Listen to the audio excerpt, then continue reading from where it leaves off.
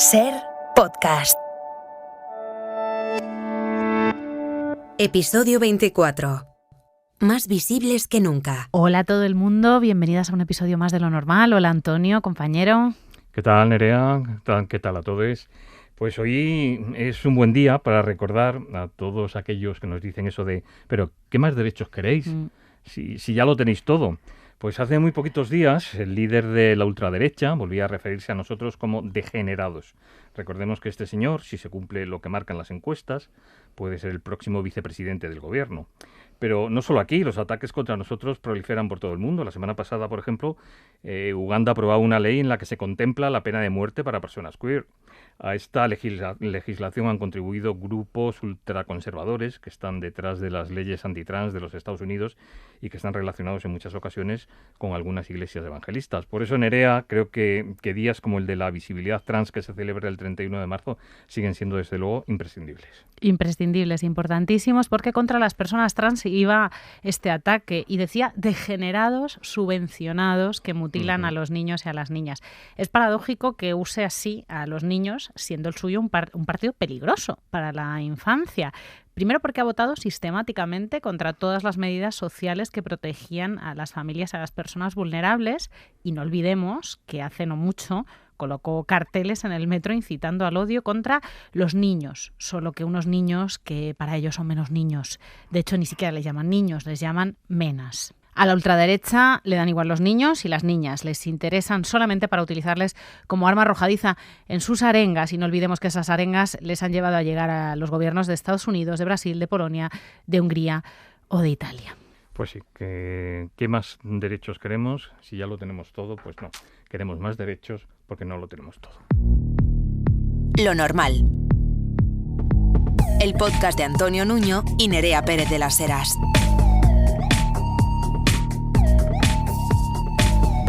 Un podcast normal.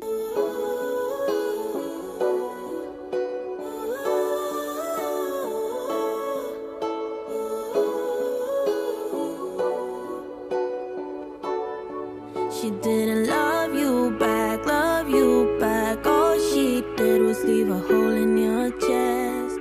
You didn't get that job, even though you really gave it your best. En la semana de la visibilidad trans recibimos en Lo Normal a una de las mujeres que más ha hecho por esa visibilidad en nuestro país.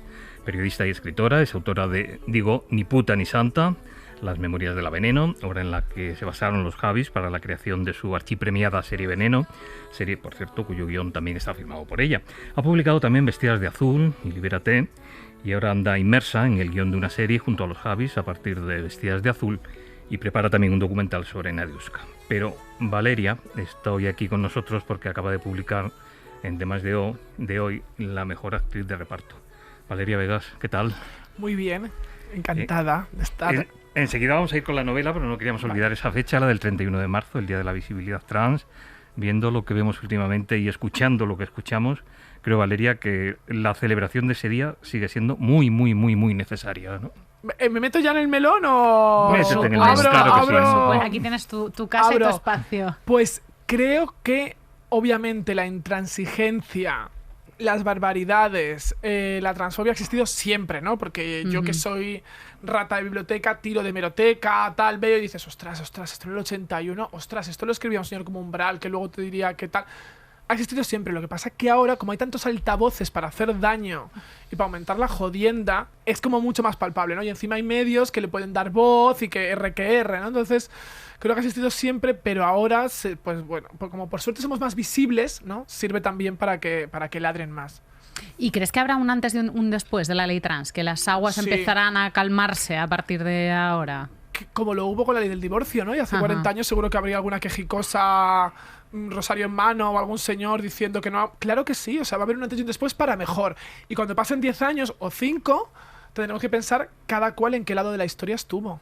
¿Qué responsabilidad crees que tuvo, Ni puta ni santa y la posterior adaptación de los Javis en dar precisamente visibilidad al colectivo? Pues yo creo que lo que ha generado es mucha empatía, ¿no? Yo lo percibo en cuando te llega ese feedback donde viene el chaval o la chavala y te dice he visto la serie, me ha animado y se lo he dicho a mis padres. Pero también te escribe el padre y te dice, mi hijo, mi hija o mi hija ha visto la serie y ahora lo comprendo un montón. Entonces está muy guay porque cuando te cuelas en el mainstream permite esas cosas, ¿no? Nos permite llegar a lugares que de otra manera quizás el libro no hubiese llegado, las cosas como son y las series sí. Y una vez teniendo estos referentes en el mainstream tan extendidos, aprobada la ley trans, cumplidos ciertos hitos, ¿qué crees que tenemos por delante? ¿Qué camino nos queda por recorrer? ¿Cuáles son los próximos objetivos? Pues fíjate, no me lo he planteado mucho, porque como veo que todavía hay mucho que asentar en los tiempos que estamos viviendo, los veo como que como te descuides. O sea, yo todavía pienso que el año que viene igual nos quitan algo, ¿no? Y te dan un zarpazo. También. No, de verdad que lo pienso, ¿eh? Sí. O sea, es como de estar sentada, pero espérate, te diría que así a primeras, o virgencita que me quede como estoy, o vamos a dejar esto asentado. Porque creo que después de esto, con que respetemos la libertad individual en todos los aspectos, ¿no? Y decir, oiga, usted sea como usted quiera, pero no se meta en mi terreno, ya me parecería bastante. Quizás te diría que creo que es un terreno donde según qué centros sí y otros centros no, que hubiera una mayor conciencia, información a nivel escolar. Vamos ya con la novela. La mejor actriz de reparto es una novela en la que dejas atrás la narrativa sobre lo trans, en la historia de la relación que se establece entre una limpiadora y una antigua estrella de cine y de teatro para la que trabaja. Todos ponemos cara a los personajes de las novelas que leemos, y fíjate que yo a Catalina, la actriz, le había puesto la cara de Lola Herrera y sin embargo leo que está inspirada en Gracita Morales. Pero es muy buena cara, ¿eh? La cara de Lola Herrera es muy buena cara para Catalina Muñoz. Para llevarla al cine yo creo que es estupenda. De hecho, Antonio, me ocurría que cuando yo estaba escribiendo yo necesitaba ponerle cara. Pero yo en ocasiones pues la veía un poco Esperanza Roy. La veía, es decir, para que nos entiendan, ¿no? Como señoras estupendas que han hecho de todo y que son maravillosas. Pero es verdad que el germen de todo esto es una pequeña noticia donde Gracita Morales en sus últimos años, ayudada por AISGE, ¿no? La asociación que presidía Pilar Bardem de ayuda a los actores e intérpretes, le pusieron una asistenta. Y pensé, ¿cómo es que una asistenta ajena a todo esto llega a casa de una actriz retiradísima? Esa escena, ¿verdad? Porque justo a través de AISGE y de cómo el personaje de Esther acude como asistente a casa de Catalina, se trasluce que hay algo de denuncia a la situación de desamparo, ¿no? En la que se encuentran muchos actores y actrices que lo han sido todo en el teatro y en el cine español. Antes de entrar en el estudio nos ponías varios ejemplos. Sí, es que es una realidad, ¿no? Yo creo que a mí me parece de las profesiones más vulnerables. No sé, si me hace un top 5 te diría los mineros, las actrices y más las actrices que los actores incluso, dentro de todo esto. Porque el actor, es verdad, esto está muy dicho, pero es que es cierto, ¿no? El actor, que también los hay que no curran y que lo pasarán fatal, por supuesto. Pero el hombre tiene esta cosa como de que puede acabar siendo el abuelo de médico de familia, ¿no? Totalmente. Y de repente no me ven como abuelita, porque todavía el cine sigue auspiciando el cliché de que la abuela tiene que ser algo tipo Chuslan Preave o Asunción Balaguer, ¿no?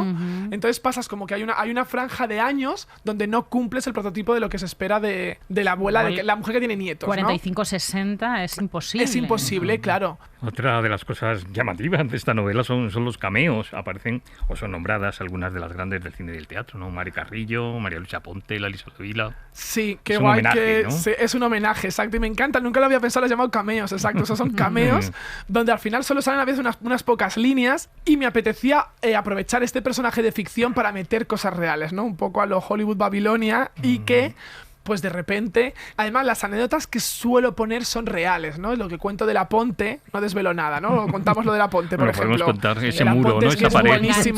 Esa maldita pared. Esa maldita pared que separa tu vida y la mía. Esto lo contó en su momento Ana Belén hace muchos años. María Luisa Ponte estaba emparejada durante 30 años con el actor Agustín González. Y a Agustín González le iba mucho las faldas, ¿no? Y María Luisa sufría mucho por eso. Y bueno, pues en esas peloteras terribles que ellos tenían, que vivían en un piso en la Castellana, que sería de estos enormes, que tendría hasta puerta de servicio, ¿no? Te quiero decir, porque para lo que voy a contar ahora necesitas que sea una casa grande, que tengas 2 baños.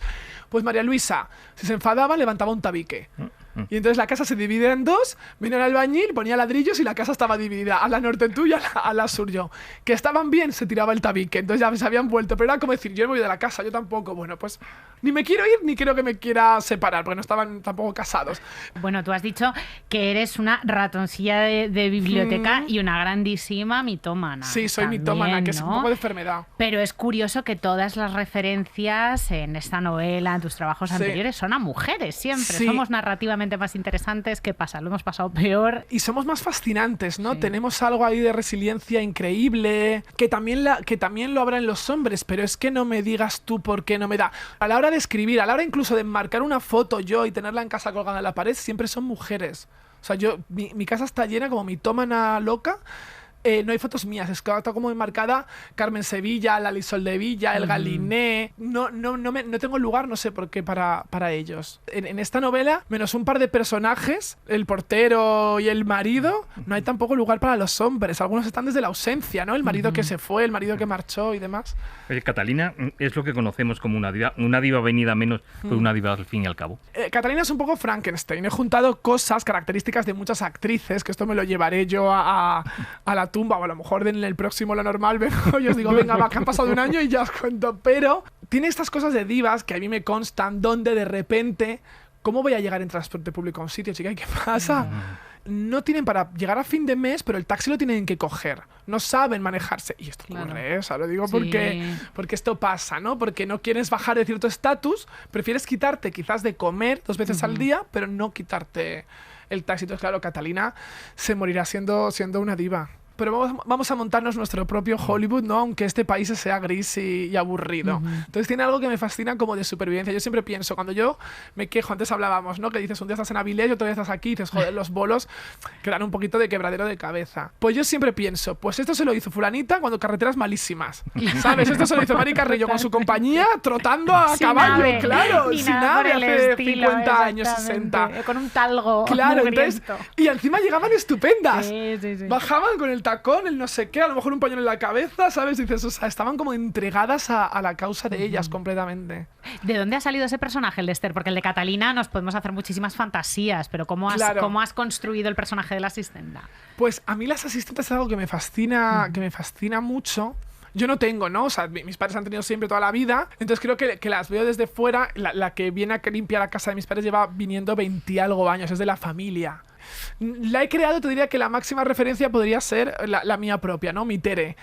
Pero creo que podría ser la asistenta de cualquiera. Estás también preparando un documental sobre Nadiuska, probablemente la generación Z, y lo hemos podido comprobar en el pasillo hace un momento, o incluso los millennials, no saben quién fue esta actriz de origen alemán, pero ella sí que fue un auténtico icono de su época. ¿Cómo le contarías a esas generaciones quién fue Nadiuska? Pues Nadiuska era un poco una Penélope Cruz en los años 70. Era una mujer que se la rifaban, era una mujer que hacía 6 películas al año, en total como unos casi 40 en 10 años. Y además, comprobado, ¿no? En el documental íbamos tirando de cifras, de las actrices mejor pagadas de los años 70 y además muy taquilleras. La pagaban bien porque la gente iba al cine a ver una película de Nadiuska, que era esa extranjera buenorra en la cabeza del señor, que hacía la comedia de turno junto a López Vázquez, Alfredo de Landa o Arturo Fernández. Y fue no solo una actriz del momento, y yo creo que en eso estarás de acuerdo, Antonio, fue un fenómeno social. Sí, sin fue un duda, fenómeno sin duda social. ninguna, claro. Sí, era única completamente. ¿Has conseguido hablar con ella para construir el documental? No lo hemos conseguido porque tampoco entraba en mis planes, ¿no? La situación de Nadiuska, es que no quiero ahora hacer mucho spoiler del documental, pero la situación de Nadiuska pues está en una situación vulnerable, ¿no? Y entonces creo que eso es importante respetarlo y tienes que tomarlo como, pues tú haces un documental Rafael y sale Rafael, pero puedes hacer uno de Lola Flores y no sale Lola Flores y no dejas de hacerlo, ¿no?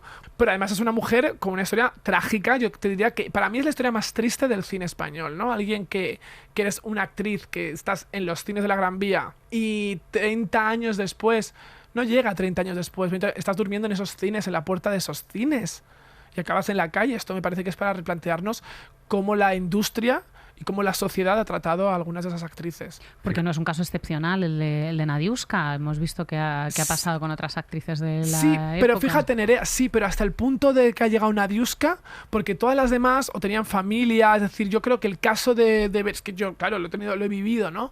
Y se le hacían fotos y estaba en un portal con una gorra y una bolsa de viaje y dices, pero ¿cómo puede ser que vivía enfrente del Museo del Prado? ¿Cómo se puede acabar así, ¿no? Entonces, bueno, pues hay un poco de... El documental también tiene un poco de análisis o por lo menos un poco de conciencia, ¿no? En cuanto a cómo se puede acabar así y lo vulnerables que son las actrices, una vez más. Fíjate que precisamente esas son las últimas noticias que tenemos de ella, de Nadiuska, ¿no? Esas fotos con la gorra, durmiendo en la calle. Sí. ¿Cuál es su situación actual? ¿Qué se puede contar de esa situación, por lo Claro, menos? aquello fue en el 2002 y ella, por suerte, pues le ingresaron en un centro psiquiátrico donde ella, por todo lo que sale, las noticias que salen de vez en cuando y demás, donde hace una vida plenamente normal y está bien, ¿no? Está estable. Afortunada, desgraciadamente, lo rige todo, no tiene a nadie. Hay una persona en el documental que contaba, ¿no? Y decía a cámara, dice, es que Nadiuska no puede hacer otra cosa, Nadiuska es Nadiuska. Es una actriz, no sabe, no la puedes decir ahora que sea maquinista de Renfe. Decía, ¿sabes? Dice, no tiene. Entonces hay algo ahí donde, bueno, pues está como fuera de juego, ¿no? Esa mujer lo que tuvo que aguantar esos meses. La transición desde Claro, el estrellato. y los años en que lo pasaría mal en silencio, esperando que sonase el teléfono, ¿no? Año tras año. Qué curioso también en un entorno tan glamuroso, ¿no? Como el que vivió esa mujer, que no lograra, ya no tenía red familiar por circunstancias personales, pero que no lograra armar una red elegida, ¿no? De gente que pudiera sostenerla. Es curioso, sí, totalmente. También aquí os digo que hay una historia que tenéis que ver el documental cuando se estrene, va para 3Player y se supone que en primavera, sin fecha fija. Hay detrás una historia un poco de un representante que, igual que si estás conmigo te contratan mucho y si estás sin mí te cierro las puertas, ¿no? Y a partir de ahí se desarrolla... Hay algo de true crime, os digo, en el documental, ¿eh? Bueno, estamos deseando verlo, Valeria. Sí, sí. Bueno, hasta se comenta si estaba con el emérito, si no tuvo pruebas suficientes como Bárbara para grabarlo todo. Sí. Bueno, pues Valeria Vegas, que vaya muy bien, la mejor actriz de reparto, recordemos, publicada por Temas de Hoy. Y eso, estamos deseando ver ese documental sobre Nadiuska. Gracias, yo espero que os guste muchísimo. Nos va a encantar, Gracias, seguro. sí. Gracias, Valeria. Está más guapo, está más gordito. Me gusta mucho cómo te queda ese pelito. Oye, está muy guapo así, ¿eh? Y es que mi cama huele a ti, a tu perfume de miel, a ti. Cierro los ojos y pienso en ti, a tu perfume de miel, a ti. La artista a la que vamos a escuchar en un momento nació en Málaga, vivió en muchos sitios porque era hija de militar y terminó recalando en Madrid. Si le hubiera hecho caso a su padre, ahora estaría en la Infantería de Marina, pero decidió estudiar decoración. Contó botones en Amberes, en la fábrica de la diseñadora Anne de Melmester. Ha sido dependienta y ahora es recepcionista en una peluquería. Sin embargo, todos la conocemos por su música, por ese reggaetón que a veces tira al flamenquito, a veces a la bachata, por sus conciertos provocadores y por su estampa, y algunos por sus bizcochos. Hablamos de la Dani. ¿Qué tal? ¡Jo, qué bonito! Muchas gracias. Me parece increíble que sepas hasta lo de Amberes. A lo mejor lo he dicho alguna vez, pero... ¿Te ha jo, gustado qué la guay. presentación? Muchísimo, muchísimo. Ni yo me conozco tanto también. Bueno, tu nuevo EP se llama Xiaomi, que yo creo que ya es toda una declaración de intenciones. Frente a los iPhone de última generación, los smartphones plegables, tú reivindicas tu Xiaomi. Efectivamente, eso es. Y sí, parece que si no tienes iPhone eres una tía chula, ¿no? Oye, ¿en qué ha cambiado la Dani que escuchamos en Xiaomi de la que escuchábamos en Banana Split o en Greatest Hits? Bueno, al final yo empecé bueno, hace 5 años, no sé, 25 años menos. Creo que sigo siendo la misma persona. Antes hablaba de mis experiencias vitales y ahora igual, pero son otras. Oye, en Rockstar, la canción que vamos a escuchar al final, ¿cuentas un poco en lo que no querrías convertirte? Justo Rockstar es un poco, creo que todo lo que soy. O sea, creo que soy una puta rockstar. Sin el rockstar también soy una puta. Y hablo justo de eso. O sea, al contrario, creo que es la canción donde más me desnudo. Justo cuando la escribí era bastante pobre. O sea, no tenía un duro. Ahora estoy un poco mejor, entonces tampoco quiero estar como reivindicando todo el rato que soy pobre. En realidad yo no canto porque tenga una voz increíble. O sea, canto para que se me vayan las fatiguillas y las penas, como digo al final, un poco como que... Para expresarme. Yo canto para expresarme y para pasármelo bien. Y aparte de temazos como Rockstar, por ejemplo, del que estamos hablando, en Xiaomi nos encontramos con cosas como esta. Cariño, parece que no has oído. Estábamos hablando de ti, ahora he estado hablando con tu madre y le he preguntado por ti y tal, y ya me ha comentado. ¿Por qué incluyes en este EP unos audios de WhatsApp de tu madre y de tu tía? Esta en concreto es mi tía, Sí, tu efectivamente. De hecho, yo diría que es mi canción favorita del EP. Me gusta mucho. Y un poco por eso, igual que yo hago música para expresarme, en este EP quería que realmente se me viera como soy y cómo es mi vida. Y también un poco porque yo me gustaría, dentro de cuando yo tenga 40, 50, 60, como tener un poco como un recuerdo que poder recurrir y volver y enseñar a la gente quién era mi familia, quién eran mis tías. Tu madre te dice que bueno, que no eres Manuel Carrasco, pero que vas muy bien, que fenomenal, lo estás haciendo estupendo, Justo. ¿no? Sí, a mi madre le encantaría que cantase así como bien, ¿no? Que cantase bien y que hablase de cosas del amor como Manuel Carrasco, que le gusta mucho a ella. Pero bueno, yo estoy encantado de no ser Manuel Carrasco, que me parece, o sea, no lo conozco personalmente, pero me parece una persona estupenda, pero me encanta ser yo. ¿Estás un poquito harta de las etiquetas marica, travesti, no binaria, queer? Harta no es la palabra, pero se me hace un poco de bola a veces, ¿no? Porque yo creo que a veces una muchas veces no sabe. O sea, ya me cuesta a mí gestionarme a mí como para que tener que estar justificándome y explicándole a todo el mundo lo que soy, cómo me siento. Me enorgullece llevar el ser marica por delante o el ser rara por delante, pero eso, hay veces que ni yo misma sé cómo me siento o quién soy. Aún así te han dado en tu tierra el premio Andalés Gay Queer 2023 en el festival del mismo nombre. Me sigue explotando la cabeza.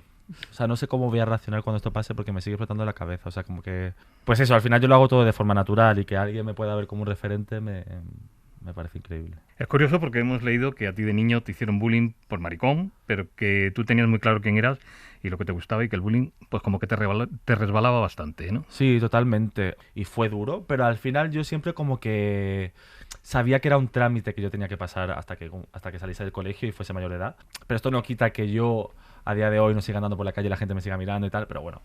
O sea, me come el coño por un lado, pero bueno, que al final a veces me da la sensación que no he salido del colegio un poco. Pero te has apropiado de... O sea, te llamaban Macareno, por ejemplo, que le hemos oído decir, y decidiste llamar Macareno a tu primer espectáculo. O sea, que sí hay un ejercicio de apropiarte de... Sí, totalmente. O sea, lo que yo no voy a hacer es achantarme y encima...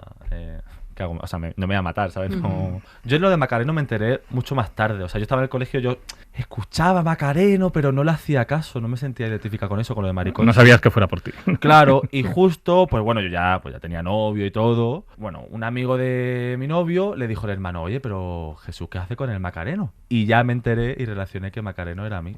Y alguien se inventó que si yo fuese chica, ¿cómo querría llamarme? Que yo dije Macarena. Entonces, claramente eso es mentira porque yo en esa época hubiera dicho cualquier otro nombre, Beyoncé, Yanira, no sé cuál. Pero Macarena no. En una entrevista con la Dani no puede faltar esta pregunta. ¿Qué le dice un artista queer como tú a quienes dicen que el reggaetón es machista? Es que me parecen tan pesadas. O sea, es que el reggaetón no es una persona, no está, el género no es nadie. Entonces, el reggaetón no puede ser machista. Machista es las personas que hacen, los cantantes o las personas que hacen letras machistas. Pero no creo que el reggaetón sea más o menos machista que otros géneros, que el rock o que el flamenco. O sea, el flamenco tiene unas canciones que son muy heavy, pero... La copla, ¿no? Yo nunca he escuchado, es que nunca lo he escuchado, o sea, hablando con amigas y tal, sí, pero que el flamenco es machista, eso no se dice. ¿Qué pasa? Que el flamenco, ¿O que el rock? O que el rock. ¿Qué pasa? Que el flamenco es muy nuestro, es una cosa muy nuestra, entonces no vamos a tirar lo nuestro. Entonces yo creo que lo primero para desmerecer una música, digamos, que no es nuestra, pues son en Latinoamérica. Entonces yo creo que al final lo más fácil es decir esto. ¿Y qué hay del flamenco? En algunos de tus temas tiras hacia el flamenco. ¿A ti te da respeto que digan que haces flamenco, que te aflamencas? ¿Qué relación tienes con el género? Por supuesto. Yo siempre intento decir como... No sé por qué digo como flamenquito, que me parece que tiene como menos peso. Que relaja, para quitarte, ¿no?, el síndrome de la impostura. ¿No? Claro, justo. O sea, yo consumo y he escuchado toda mi vida muchísimo flamenco, muchísima rumba. Esa inspiración la tengo ahí. Ahora, yo no hago flamenco. Pero al final yo hago un poco... La Dani. La Dani, eso es, pasármelo bien. Oye, ¿y el autotune? El autotune es que a mí me parecería una falta de respeto a cantar sin autotune. O sea, yo jamás le haría eso a la gente que escuchase mi voz tal cual. La verdad, me encanta cómo suena y me encanta usarlo. Y en ese autotune haces una ensalada muy interesante de referentes en la que están Ivy Queen, Chencho Corleone o Lola Flores. ¿Cómo se conjuga todo esto? ¿De dónde vienen todas estas influencias? Mira, a mí me encantaría decirte, ¿sabes? Como esta gente que tiene unos padres que desde muy jóvenes les han puesto una música increíble, ¿no? Entonces, y le han puesto los Beatles, por ejemplo, o cosas así. Yo recuerdo escuchar siempre música como camino al colegio, con la radio. O sea, como que creo que mi influencia musical es más de adolescente, más como el colegio. O sea, yo soy una generación que teníamos MP3 y de bajarnos la música en el ordenador y meterla ahí y pasárnosla lo uno a lo otro, y lo que escuchábamos era eso. Un poco esa es mi influencia. Entonces, y Lola Flores y todo esto... Bueno, pues mi abuela y mi tía abuela, mi bisabuela, que por suerte las tuve hasta... Mi bisabuela murió con 90 y casi 100 años. Escuchaba mucha copla y cantaba mucha copla. Entonces, pues a mí todo eso se me ha ido quedando. Pero nos cuentan que uno no se puede hacer una idea de quién es la Dani si no ha estado en un concierto suyo. ¿Cómo son esos conciertos? Pues mira, esos conciertos son una fiesta. Son una fiesta en la que, bueno, me gusta pensar que, y sé que es así, que es un espacio seguro para todo el mundo. Y hay que ir con la mente para pasarlo bien, para disfrutar y para tener resaca al día siguiente, hay que contar con ello. Creo que para verme hay que beber. O sea que, la verdad. ¿Solo beber? Es una experiencia completa. Sí, creo que holística. Que hay que ir abierta. Y yo creo que... O sea, es raro que no te lo pases bien. He tenido de todo, ¿eh? Bueno, los bolos de vez en cuando la liaste hace unos meses porque decidiste empezar los conciertos con un vídeo, con una entrevista de Santiago Abascal en El Hormiguero. ¿Por qué te dio por ahí? Cuéntanos los efectos de esto, Bueno, el propósito. Me apetecía empezar con algo así, como que... con algo antiguo y con cosas no tan antiguas, es decir, con cosas que están pasando ahora en televisión y que esto sigue pasando, entonces me apetecía empezar así y darle una bofetada conmigo, cosa con lo que yo hago y con quien yo soy. Y ahora, por si tenías poco, te has metido también actriz, ¿no? Cuéntanos, ¿qué es lo que haces en Te estoy amando locamente? Tengo muy poca vergüenza, o sea, no sé de qué coño voy. Y ahora voy a ser peluquera. Pues sí, esto ha sido una experiencia increíble. Alejandro Marín, que bueno, su ópera prima, él ya había dirigido el especial de Navidad de Samantha, por ejemplo, o Maricón Perdido de Vox Pop. Bueno, nos conocemos de Málaga hace mucho tiempo y él tenía ya como este proyecto en mente y me lo comentó. Y bueno, y de repente ya pasó, o sea, me dijo que estaba dentro, hice un par de casting y de repente cuando yo me vi allí y vi la magnitud de lo que estaba pasando, o sea, me cagué muchísimo porque claro, yo no tenía herramientas para hacer esto. Pero bueno, al final con ayuda de Alejandro, de todos mis compañeros que son increíbles, Ana Wagner, Alba Flores, Omar Banana, mi Carmen, ha sido increíble, ha sido increíble. Mira, es Ha muerto Franco, es una peli muy coral, pero bueno, va de una madre y su hijo y del mar, que es un movimiento que existió realmente en Sevilla, que es el movimiento homosexual andaluz revolucionario. Entonces va un poco de este grupo y yo estoy un poco ahí entre estos dos mundos, porque yo en realidad soy yo. Soy Dani, me llamo Dani de hecho, y Madame 2000, que sería un poco como mi alter ego. Bueno, yo soy transformista, entonces canto por la noche en bares y demás. Entonces este niño de repente me descubre a mí y dice, ¿esto qué es? Yo quiero ser esto, o no sé si quiero ser esto en concreto, pero esto se parece más a lo que yo quiero ser que a lo que estoy siendo ahora mismo. ¿Y los bizcochos? Los bizcochos es que la verdad que es mi mejor receta. Mi bizcocho, no te creas tú, que es un 3-2-1, que es coges un yogur, lo viertes y eso te sirve de medidor. 3 de harina, 2 de azúcar y 1 de aceite. Bueno, Dani, ha sido un auténtico lujo, un placer tenerte con nosotros en Lo Normal. Te deseamos lo mejor. Muchísimas Dani, gracias por estar aquí, cielo. Mil gracias. Muchas gracias. Claro. Estoy trabajando pa' que mami se lo goce. Estoy trabajando porque voy a salir de pobre. Puta, tú que sabes, tu papá te lo da sobre. Puta, tú que sabes, espérate que cobre. Era pobre y ahora soy más pobre aún. Pero una puta rockstar. Sin el rockstar, soy una puta rockstar. Soy una puta rockstar. Sin hacer nada, las tengo mosqueadas. Porque Normal es solo el programa de tu lavadora. Uno de los tópicos más repetidos alrededor de las lesbianas es que a pesar de ser la primera letra de las que componen las siglas del colectivo, a menudo somos la última en cuanto a presencia pública. El número de nuestros locales de ocio está en descenso. También el de nuestras carrozas en el desfile del orgullo comercial. En campañas comerciales o institucionales estamos acostumbradas a ver a una o ninguna lesbiana. En los medios de comunicación, en las medidas políticas, en los datos de violencia o en las campañas publicitarias, las mujeres lesbianas estamos acostumbradas a ocupar un discreto segundo plano, también en el ámbito laboral. Con voluntad de salir de la invisibilidad en este último, nació Lesworking.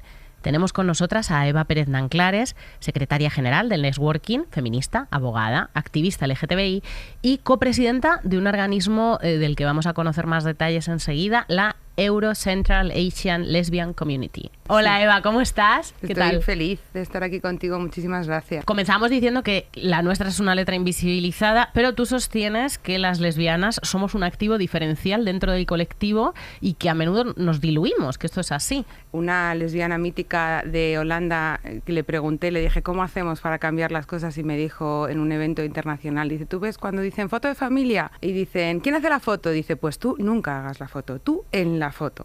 Porque tenemos tendencia a coger la cámara y hacer la foto. Me pareció súper gráfico y creo que es justo lo que tenemos que hacer, ¿no? Lesworking, vamos a empezar por ahí, es una red profesional de mujeres lesbianas y bisexuales muy enfocada al mundo corporativo, pero tú siempre insistes, Eva, en que va más allá, ¿no? Que la etiqueta de corporativo pues a veces echa un poco para atrás y que Lesworking va un poco más allá. Sí, es verdad que nacimos gracias al empuje y la idea de nuestra fundadora, Marta Herraiz, que es una consultora que trabajaba en una de las Big Four y que cuando hizo su camino de interiorizar que era lesbiana, decidió que dónde estaban las demás, que llevaba 15 años trabajando en el mundo corporativo y no se había encontrado nunca con ninguna lesbiana y que esto no era posible, y esa es la raíz del Lesworking. Fundó una red informal pero muy potente que ha ido creciendo y ahora mismo estamos cerca de 5.000. El Lesworking existe aproximadamente desde 2014. Sí. ¿Con qué voluntad nace y en qué punto estáis ahora? Sí, como decía Marta lo fundó con el ánimo y el interés de buscar más, ¿no? Tiene que haber más como yo, ¿no? Nuestro objetivo sobre todo es conectar, conocernos y encontrar puntos de unión. De aquí han salido, por supuesto, parejas, eso desde luego, y amigas, pero también proyectos profesionales y un montón de conexiones directamente. Ese es el objetivo fundamental del Lesworking. Formas parte de una comunidad, de hecho, colideras una comunidad internacional, la Euro Central Asian Lesbian Community, nacida en 2017, cuyo lema es Bringing Lesbian Genius to the World, o sea, llevando el genio lesbiano al mundo. Me parece un propósito súper noble y además un poco de hadas madrinas. Cuéntanos primero la identidad de esta comunidad, qué países la están componiendo y ¿por qué hay un asterisco en sus siglas? Que es interesante. La organización, la ONG, es una organización paraguas, es una organización de organizaciones, pero también de personas. Fue fruto de la iniciativa de unas compañeras activistas en una reunión internacional de ILGA, que es la Federación Internacional. Se sentaron en una habitación y dijeron, a ver, ¿dónde está la agenda de las lesbianas, ¿no? Y decidieron que había que tomar acción, ¿no? Que teníamos que tomar acción sobre nuestro propio activo y sobre nuestras necesidades, nuestra narrativa, diferenciándolas del resto del colectivo LGTBI. Fundaron la ONG en Viena porque ahí es donde se decidió celebrar la primera conferencia internacional. Fue un exitazo, acudieron un montón de activistas y la evolución de la organización ha ido de 0 euros trabajo voluntario a conseguir recaudar fondos para profesionalizarnos y para realizar un trabajo de verdad sistemático y el que necesitamos a todos los niveles, a nivel académico, a nivel incidencia política y a nivel de verdad de crear comunidad. El asterisco es muy importante. Nos llamamos EL*C porque queremos ser lo más inclusivas posibles. El asterisco significa que bajo el paraguas de lesbiana cualquier mujer o persona no binaria, por supuesto con cualquier identidad de género, es bienvenida. Por supuesto, en lo que está pasando en España respecto a los conflictos sobre el tema de la identidad de género y tal, no es una cosa de España, esto está pasando en toda Europa. Nos enfrentamos a ello y lo abrazamos y decimos aquí todas juntas o ninguna, ¿no? Esto es nuestra consigna. Y respecto a los países, pues empezó con la vocación europea, pero es verdad que nuestras compañeras de Centroasia en un momento dado dijeron, estamos en un islote geográfico complejo, tenemos a nuestro querido Rusia y poniéndonos el dedo, necesitamos vuestro apoyo. Así que por eso abrimos el nombre hasta Europa y Centroasia. Me comentabas algunas acciones directas y tangibles recientes, como echar una mano, ¿no? En los efectos de la guerra de Ucrania en un momento dado. Ese fue un proyectazo y la verdad que fue como casi todo lo que hacemos yo aquí me quito mérito porque son mis compañeras las del equipo técnico. Cuando saltó el conflicto bélico y la invasión de Rusia, ellas están en Centro Europa y decidieron que había que ir a ayudar a nuestras compañeras de allí. Una de las personas que forma parte de la junta directiva de ELC es la presidenta de la organización más importante de Ucrania y dio la voz de alarma, dijo, o sea, imaginaos un conflicto bélico encima siendo lesbiana, ¿no? En un contexto como Ucrania. Mis compañeras decidieron como que en 2 días imprimir el asterisco en unas pegatinas, pegarlo en el coche y poner un teléfono de emergencia. Cogieron el coche y se plantaron en la frontera de Polonia. Y hemos conseguido en poco menos de 6 meses montar 3 casas de acogida en Polonia. Lo que hacíamos era recepcionar lesbianas con familia, mascotas, bicicletas o lo que tuvieran, y reubicarlas en una red solidaria que se creó también a la vez de personas que querían ayudar a reubicar a estas personas con sus familias y tal en otros países de Europa. Una de las patas principales del proyecto es la presión para que se realicen la realización de estudios de recogida de datos, porque si no hay datos no se identifican las problemáticas. Me comentabas que hay, por ejemplo, delitos lesbófobos que también son violencia machista, que el asesino es una expareja normalmente y el delito es lesbófobo y queda completamente invisibilizado porque esos datos no se han recogido. O que la presión de cuidados de una familia de mujeres lesbianas, por ejemplo, que tiene que cuidar a dependientes, mayores, ancianos, tampoco son datos desagregados. ¿Cómo estáis haciendo esto? ¿Qué estudios habéis realizado y cuáles son las conclusiones? El primer estudio que hemos sacado a la luz sobre lesbofobia, sobre todo lo que arroja es este dato, ¿no? Arroja el dato de que estamos atravesadas por la discriminación por ser mujeres. Esto es una cosa que todas nosotras sabemos, además de la de por ser lesbianas. La lesbofobia no se identifica normalmente como un ataque de delito de odio específico respecto del colectivo LGTBI, punto número 1, ni tampoco se recoge, como bien explicabas tú, que esto casi siempre, por lo menos los datos que nosotros tenemos en nuestro estudio, los crímenes más brutales, los más sangrantes, han sido ejercidos por exparejas de una de las 2 mujeres. Hay un caso concretamente en el que se hubo una agresión a las 2 y al hermano de una de ellas. Ponemos encima de la mesa una realidad. Es imposible trabajar desde políticas, desde protección y desde incluso formación a fuerzas y cuerpos de seguridad del Estado, a jueces, etc., si no se identifica exactamente la situación y el delito. Formas parte del patronato de la Fundación 26 de diciembre también, que la hemos tenido en este podcast, y me decías que había una red que estabais también a nivel internacional pensando una red de solidaridad que llamáis Comunidad de Vida. Es un proyecto precioso. Sí, se trata de generar casas de acogida o de recogimiento para lesbianas, ¿no? Para lesbianas que puedan vivir comunitariamente como lesbianas, apoyando unas a otras, ¿no? Esto es una necesidad, yo creo, de toda persona, ¿no? No creo que sea solo exclusivo nuestro de las mujeres lesbianas, pero es verdad que pensando en lo que nos viene, en nuestra longevidad como mujeres, en que la esperanza de vida cada vez está más extendida, entonces a esto hay que ponerle freno, y uno de los proyectos que tiene la ILC fraguando es generar estas casas donde efectivamente hacer comunidad de vida, las que tienen dinero cubrir las que no lo tienen, y sobre todo generar esos cuidados y que las mujeres lesbianas primero no tengan que dejar de ser visibles, si ya lo eran, pero sobre todo imagínate para todas esas que no han podido ser visibles nunca, que lo puedan ser al final de sus vidas. Es precioso, ¿no? Es lo que nos gustaría, que se puedan sentir bien, ¿no? En esos últimos años. Os habéis convertido, la ILC se ha convertido en financiadora de organizaciones. Estáis repartiendo recursos a un colectivo que está empobrecido, o sea, somos pobres a nivel organizativo, las lesbianas. ¿Es absolutamente, así? Sí, esto es una... Fíjate, mira, uno de los donantes nuestros, es una organización que dona dinero a proyectos de mujeres y del colectivo LGTBI que se llama Mama Cash, que es muy conocida en este mundo, es una organización estadounidense, tiene un estudio que en 2018 decía que solo el 5% del dinero LGTBI iba a las lesbianas. Son muchos años de infrafinanciación, ¿no? De organizaciones. Las que intentamos hacer cosas de manera colectiva o por la comunidad, lo tenemos que hacer de manera voluntariosa, y algunas privilegiadas podemos, porque esto lo puede hacer muy poca gente tiene el tiempo y la dedicación, y esto no puede ser.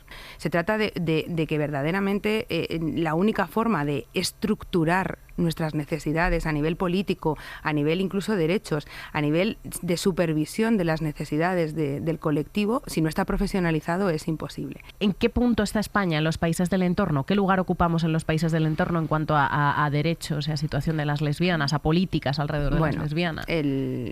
Fijaros que estamos probablemente en el mejor de los mundos posibles. Somos un referente, una punta de lanza, no solamente en Europa, sino por supuestísimo en Latinoamérica, por ejemplo. Nos miran mira en todos los países de nuestro entorno. O sea, hay países de nuestro entorno no tan lejano, por desgracia, Polonia, Hungría, en fin, muchísimos países del este que están haciendo un retroceso de derechos brutal que impacta siempre doblemente en las mujeres. Esto es así, ¿no? Y luego hay, por supuesto, casos terribles de matrimonios forzados, de violaciones correctivas, esto, o sea, mujeres que están literalmente luchando por su vida. Así que la ILC cuando realiza acciones tiene también que medir exactamente cuál es la necesidad, ¿no? España, no podemos dar ningún paso atrás porque nos está mirando todo el mundo. Así que la responsabilidad nuestra es, en todo caso, seguir luchando y ampliando derechos para nosotras. Yo creo que más que desde un punto de vista legislativo, lo que necesitamos es que pasemos a la acción. La ley está, ahora apliquémosla. Bueno, es un mérito colectivo que nos podemos apuntar. Eva Pérez Nanclares, muchísimas gracias. Eva de Les Working de Eurocentral Asian Lesbian Community. Os auguramos una larga vida y fructífera. Gracias, Eva. Muchísimas gracias, Nerea. Hello, Liza. How do you do? I'm writing you a letter. I hope it reaches you. I know it's been a long time since you heard from me. I'm still kicking around here in Tennessee. Un Lo Normal más. Acabamos con nuestra pequeña seccioncita con las hijas de Felipe, que nos traen salseos barrocos que además son LGTBIQ+. ¿Qué tal estáis, Carmen Urbita, Ana Garriga? Contentísimas de estar aquí. Muy contentas. ¿Qué tal tú, Nerea? ¿Te podemos hacer una pregunta? Siempre. Es que nosotras mientras no sea de fechas, Carmen, me podéis hacer una pregunta. De fechas ya sabemos aquí que la que sabe de fechas, entiende de fechas y pide fechas es Ana. Sí, correcto. Es como vivir con un pequeño almanaque. Claro, efectivamente, constantemente. Es muy útil en realidad, muy socorrido. Os quejaréis. Pero no, la pregunta no va a ir por ahí, no va a ir por fechas, sino por otra cosa que nos gusta muchísimo a las hijas de Felipe, que es saber qué ha comido la gente hoy. Pues compañera, bien sabrás que no ha podido ser lo de comer hoy. He desayunado, pero vengo de grabar otro podcast porque la producción de Saldremos Mejores. La producción de podcast es una cosa frenética, entonces hoy no he comido nada. No he comido nada, o sea, estoy haciendo un ayuno. Pero vosotras, que siempre tenéis que contar esto. Yo un sándwich mixto sin gluten, tampoco mucho mejor. Lo dice con mucha pena, pero tenía buena. Has dicho que estaba más rico que otro que sueles comer habitualmente. Estaba muy rico, bueno, pero verdad. Habéis revelado que en cuanto acabemos esto os vais a ir a comer un caldito caliente. Es verdad. Nos vamos a tomar un caldo. Ve pensando, porque quizás para la próxima vez que nos invitéis la pregunta sea ¿qué nombres escogerías si entraras a la vida conventual? O sea, ¿cuál sería tu nombre de profesa? Ve pensándolo porque no es fácil a la próxima. A ver, no es que estoy entre dos. Sí, lo he pensado un poco. Pero te puedes seguir sopesándolo, sí. Pero tiene que ser definitivo. Claro. Sí, una vez que lo tienes ya, hasta la sepultura. A mí me lo han puesto mal en un sitio, me ha dolido mucho. Bueno, pero vamos a lo que vamos. Porque mi nombre, claro, lo arreglo aquí, lo dejo claro. Ha salido publicado que mi nombre de profesa sería Sor Estefanía de la Paz y no. ¿Tú? No. Nada más lejos. ¿Quién eres? Sor Estefanía. No, Estefanía. Sor Encarnación de la Paciencia. De la Paz y el Sor Encarnación de la Paciencia, eso es. Y Ana, todo el mundo lo sabe, es Sor Petronila de las Llagas. Claro. Una sufridora de corazón. ¿Qué nos traéis hoy, hijas de Felipe, de maricones y bolleras del pasado? Es una historia peculiar esta. Porque, a ver, nosotras, Nerea, tú lo sabes, somos muchas cosas. Tú nos conoces. Somos doctorandas demacradas, pepenadas consentidas, amigas particulares, somos de todo. Pero hay una cosa que no somos y esas refraneras. Se nos dan muy mal, la verdad, los refranes. Porque el refranero es un compendio como de pedacitos de normalidad asumida, ¿no? De sentido común solidificado. Entonces no se nos ha ocurrido nada mejor que venir a este podcast, Lo Normal, a cuestionar o por lo menos desmenuzar un refrán en concreto. ¿Quieres saber cuál? Por supuesto, tengo muchísima curiosidad. A ver, sabéis bien que Ana yo está sufriendo odio muchísimo, ante todo y sobre todo, odio bastante como las ordinarieces. Y este momento me está dando un poquito de apuro, pero allá voy. Una expresión que nos horroriza a las hijas de Felipe es: esto parece el coño de la Bernarda. ¿Cómo lo ha dicho? ¿Cómo ha sufrido? ¿Cómo está sufriendo en este momento Ana Garriga al tener que decir el coño de la Bernarda, que es una expresión utilísima, con una sonoridad preciosa que yo utilizo sin parar y estoy deseando saber? ¿Con qué sentido esto es importante, ¿con qué sentido la utilizas o en qué contexto? Cuando hay muchísimo caos. Vale. Uh-huh. Vale, bien. Bueno, pues en realidad nosotras no la... Bueno, Ana, ya has visto el disgusto con que la ha pronunciado. Yo tampoco la pronuncio mucho, vivimos bastante de espaldas a esta expresión. Hasta que de pronto hace unos días una amiga nuestra, Paula, nos envió un artículo de Alfred López para el 20 Minutos. Esto hay que decirlo porque nosotras siempre el rigor y citar. Pero os animamos mucho a que lo leáis, pero antes os lo vamos a resumir aquí un poquito para ir cautivándoos con la historia. Sí, debemos advertir que nosotras, eso que como decía Carmen, somos muchos de un rigor y una fecha concreta, sobre todo yo, andamos pues un poquito en vilo con esta historia porque al parecer es bastante imposible dilucidar quién fue verdaderamente la tal Bernarda. Porque parece que cae todo del lado más bien de la leyenda.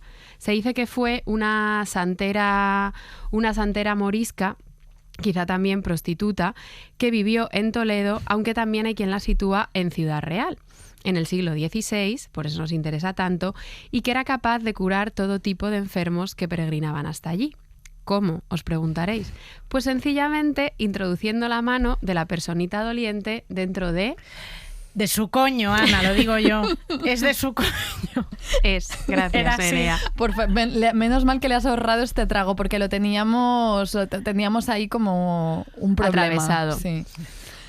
Bueno, pues sí, esto es la leyenda. Se supone que en algún momento de su vida a Bernarda se le apareció el mismísimo San Isidro, ni más ni menos, y le metió la mano en el coño. ¡Qué barbaridad! Es que no puede ser. Y así fue como el coño de la Bernarda se convirtió en una herramienta prodigiosa, milagrera. Pero lo que más nos interesa a nosotras, que ante todo somos muy de una reliquia, es que lo que dice la leyenda también es que mucho tiempo después de su muerte desenterraron a esta tal Bernarda y todo su cuerpo estaba completamente deshecho, putrefacto, excepto, obviamente, Nerea, su coño. Su bendito coño. Es más, se conoce como el santo coño de la Bernarda.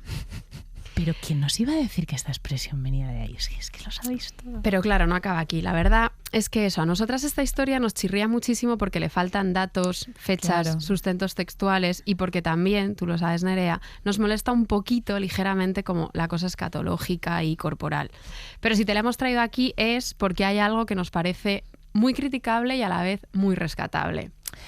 A ver, dejadme hacer conjeturas. A mí me parece que tiene que tiene su lugar dentro de la coherencia de este podcast, por esto que habéis dicho, de esta práctica del fisting, que es una práctica disidente y que eso siempre nos encanta en lo normal. Las prácticas sexuales al margen de la norma siempre son muy bienvenidas aquí.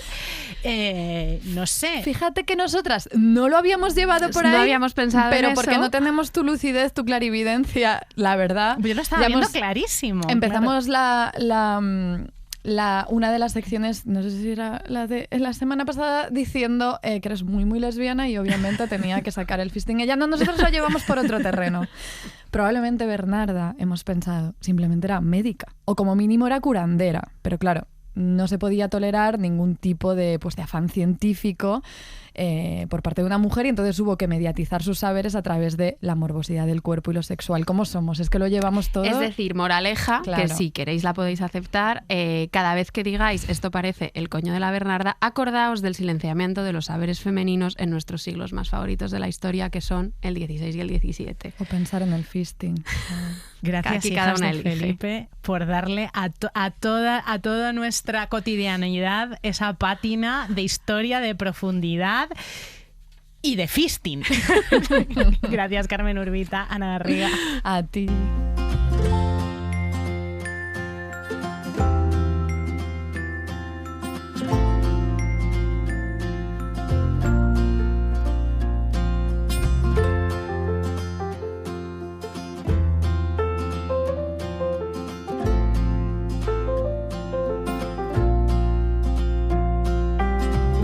En torno al Día de la Visibilidad Trans le hemos pedido que firme nuestra columna a Jimena González.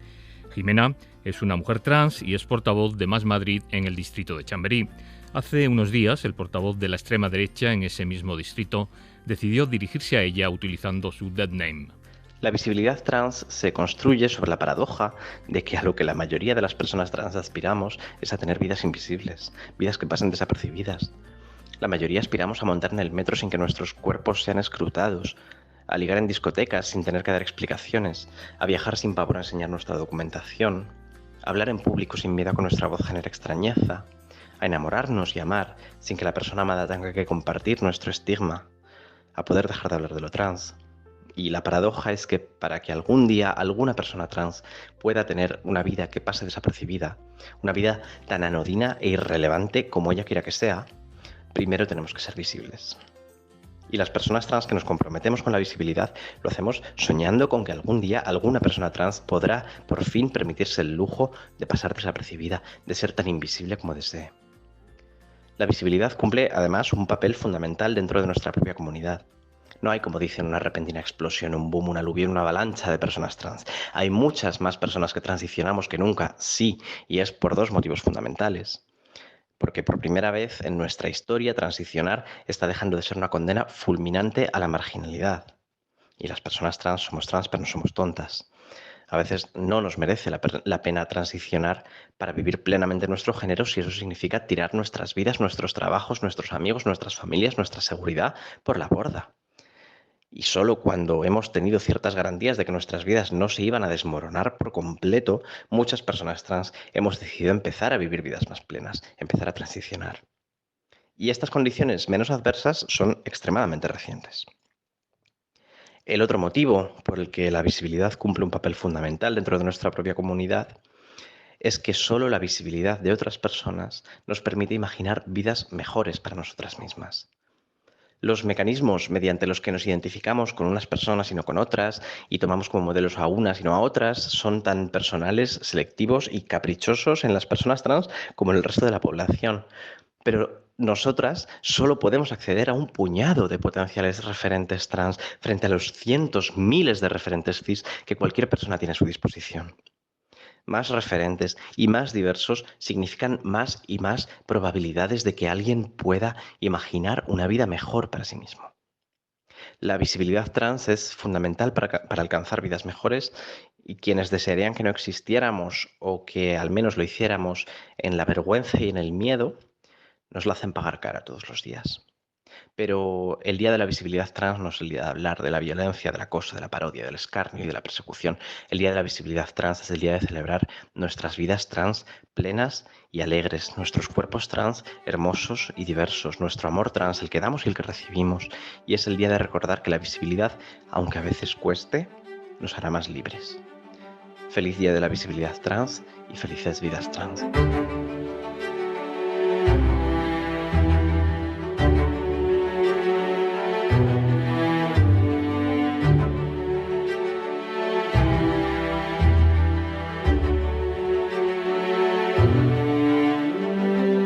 Despedimos este episodio número 24 y cuando nos volvamos a encontrar estaremos soplando una velita, porque Lo Normal cumple su primer año. Un primer año en el que hemos contado muchas historias, hemos charlado con mucha gente y nos hemos preocupado por todo lo que afecta a nuestro colectivo. Esperemos, Nerea, cumplir muchos años. Nada, no, nada de esperar. Ya estamos segurísimas que haciendo balance de cumpleaños, Antonio, he repasado nuestra lista de temas pendientes, del reggaetón hecho por lesbianas, por ejemplo, y me he dado cuenta de que casi no hemos podido hacer ninguno porque nos ha ido atrapando la actualidad política y cultural, publicaciones de libros, discos, noticias, ensayos.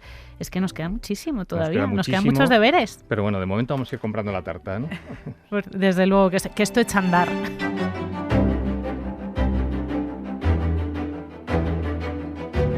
Lo Normal es una producción de Ser Podcast.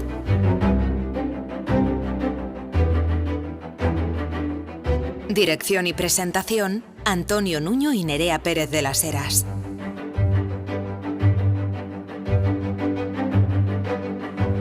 Guión y producción, Tony Quart. Realización, Julia García Soto.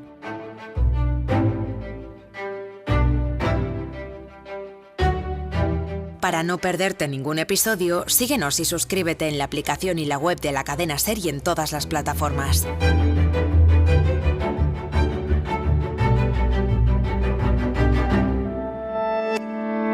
Cadena SER. La radio.